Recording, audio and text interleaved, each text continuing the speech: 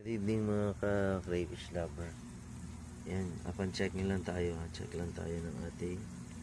Ayan, yan ang pinakamalaki natin. Nasa 7 inch na yan siya. Kung kasama siguro yung kanyang kulong, mga nasa 9 inch na yan siya. Yan ang pinakamalaki natin so far. Ayan, pumasok na siya.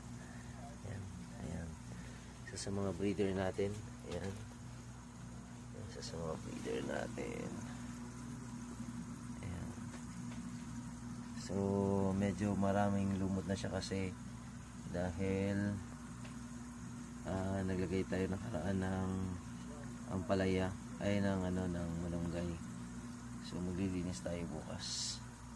Pero maganda rin kasi nagiging parang taguan nila yung nagiging heights. Papakain tayo ngayon ng feeds para sa ating mga crayfish. Yan si Darak. Yan si Darak. Ay yung pinakamalaki natin dito.